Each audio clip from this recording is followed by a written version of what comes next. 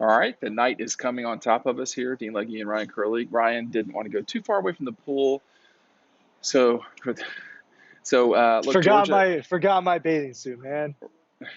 Georgia's practice today was scheduled to start a little bit after lunch today. But the College Football Playoff Committee, uh, in an advisory to the four schools, decided to allow the teams to end the media viewing period. So where we thought earlier today we would have some look at the Georgia Bulldogs today, we didn't, and so that has nothing to. I mean, it's not our choice.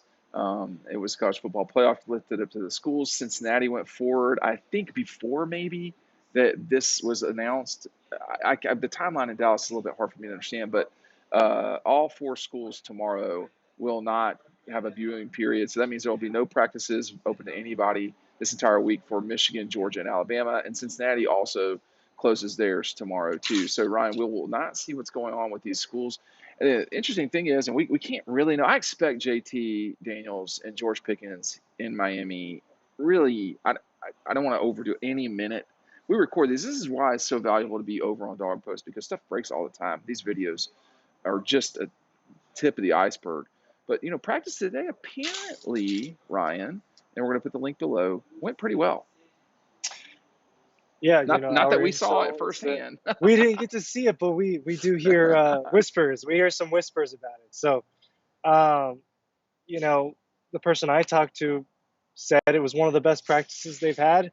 I don't know if that means of the last few weeks or of the entire season, but it was described as fast and physical, and I think that's very important, especially in a week like this week, that they're coming out there with energy and focus, like N'Kobe Dean was talking about, energy and focus. Reset, past is the past. You have 2 games ahead of you. Start with this first one, and that game is on Friday. That's what I really was looking forward to seeing today. Was what was the energy like? That was my number one thing that I didn't get to see, but from what we heard, it sounded like it was pretty high.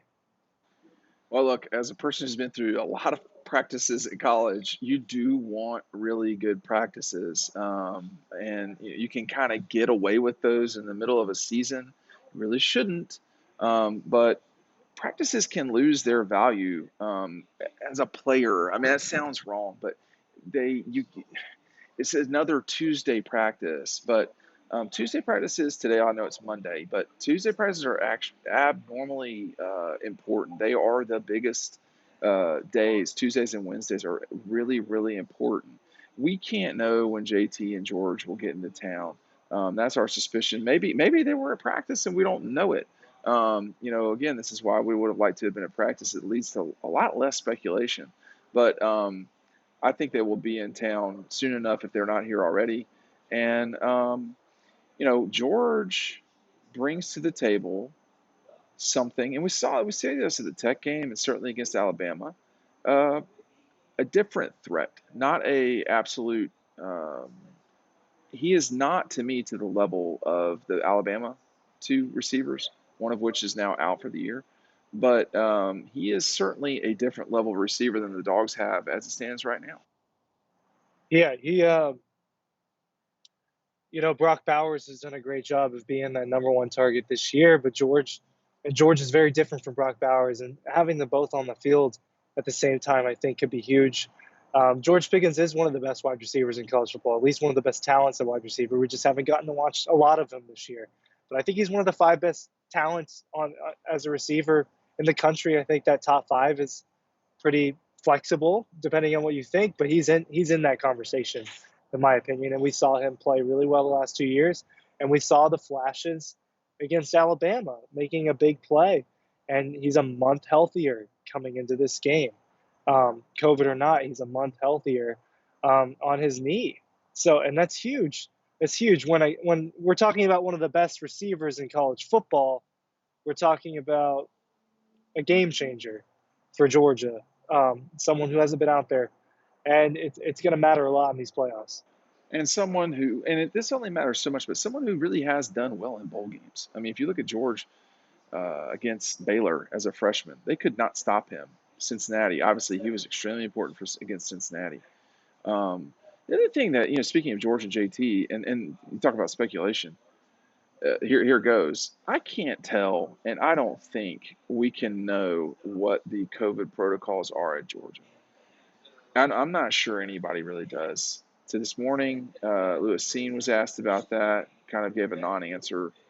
My take on this is that unless you are quite sick, you are not going to get tested unless you are unvaccinated. And I apologize for the background noise. We got one reporter over here talking and doing his thing, which I understand, and we got airplanes possibly flying in Georgia players. But this has been a wild day. I mean, you start the day with Zooms, which are not the same type of feel at these events.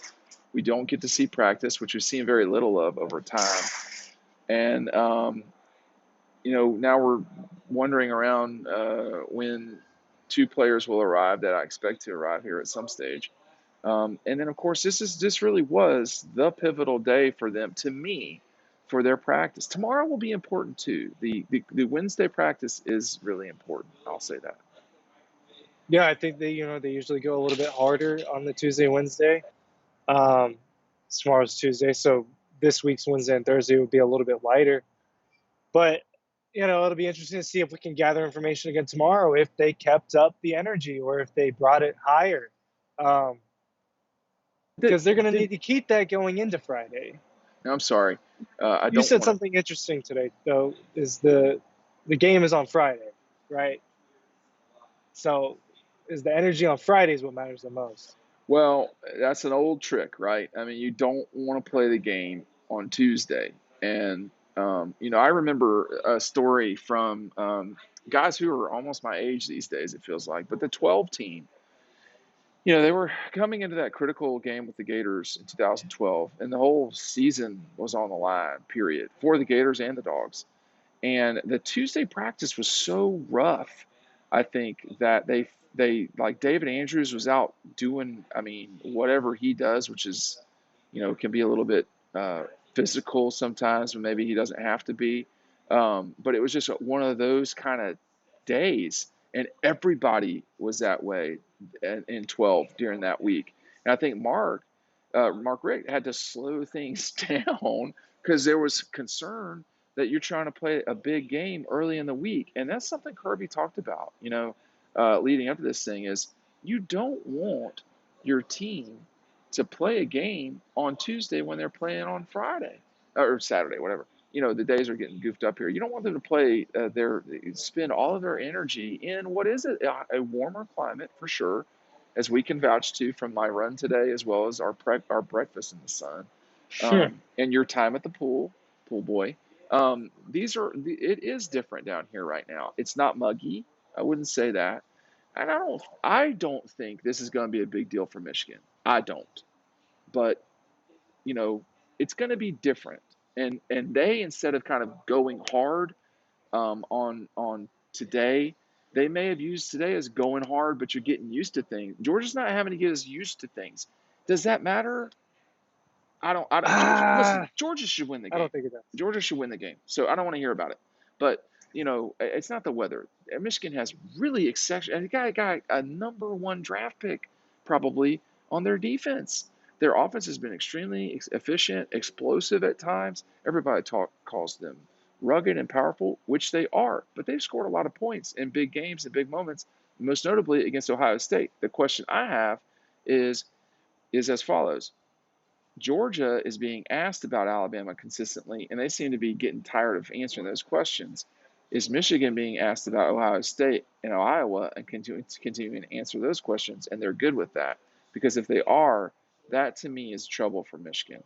Georgia's got to put what happened 3 weeks ago away just the same way Michigan does. And if they don't, it's too late now. I mean, like you had to do it today. If you didn't do it today and tomorrow, it's too late. I really liked what I heard from the players this morning, because Same. what your count was 13 total Alabama questions, right? Yeah, I'm gonna talk about that in Libby's They they thoughts, but were you're right. Yeah. they were they were they were short in answering that, and that tells me they're done talking about it and they're ready for Michigan, and that's what I've been coming on here and talking about for almost 4 weeks now telling you people it's time to look at Michigan.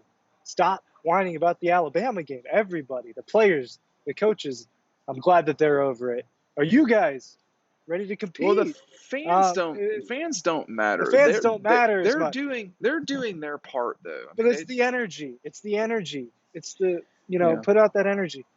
It's yeah. it's it's Michigan time, man. The game's on Friday, and I think it's really positive that the players were short in answering those questions. They're done with it.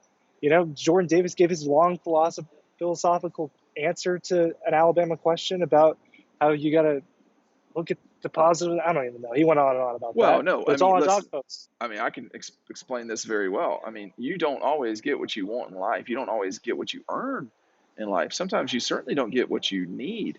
So Jordan was just saying, hey, shit happens, and you're going like today. I mean, what we're going to just like scream and yell about not getting to be able to see the practice. We moved on this group, and I don't like it. It's not good. I think it's wrong for the college football playoff to have thrown that in there this late. I mean, we could have stayed in Athens, so and saved thousands of dollars on this trip. We could fly down on Thursday or something like that, but there's no point in over talking about stuff. And I think for Georgia, you know, Dan Lanning this morning seemed, I don't know about locked in, but seemed, hey, look, I'm calling the plays. Nothing's changed.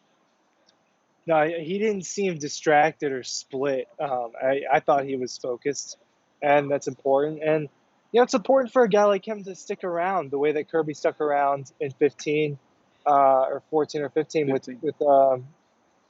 Alabama. This is something that's going to go a long way for him. How do I coach during a playoff run? He's getting personal benefits out of this too, but the continuity of it matters a lot. Ripping away your defensive coordinator in the middle of a playoff run, that could be weird. And I know that Georgia has the guys to replace him in Schumann and Muschamp. That's not the problem. You It's don't more want to, just the though. vibes and the Yeah. continuity. You don't want to do that in the middle of a run. You want to keep it the same. He said he was calling the plays, and he's around. Business is normal. It felt like normal. So if I were Dan, Dan's about 7 years younger than I am, maybe a little bit more. I don't know. But if I were Dan, I'd want to stay to take notes for next year or the year after that when I'm in the playoff. Okay. Other thing, I get to watch the players I'm going to play next year as much as possible, even longer and more with a different appreciation of what I'm going up against.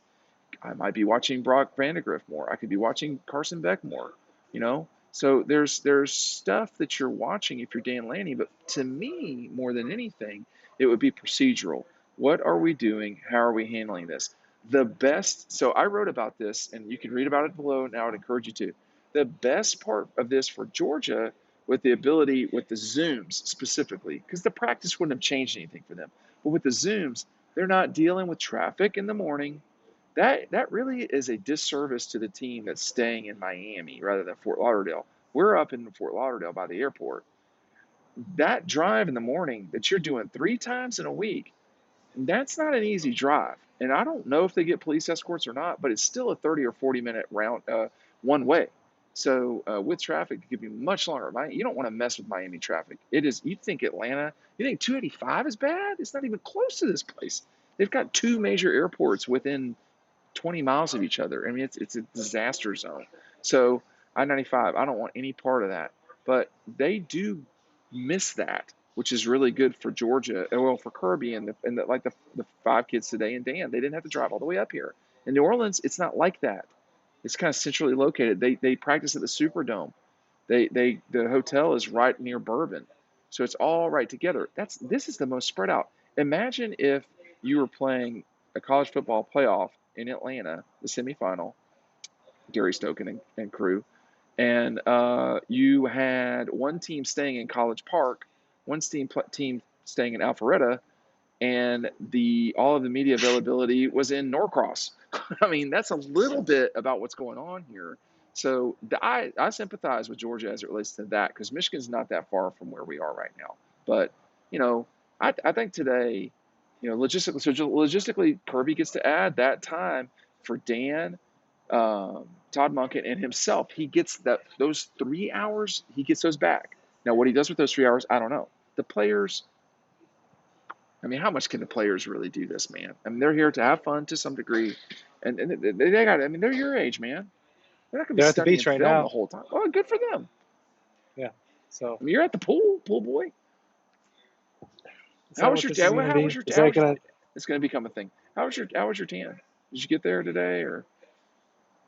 No, man. How many I was sitting mojitos there working all day. I'm doing you dog were? post I stuff. know.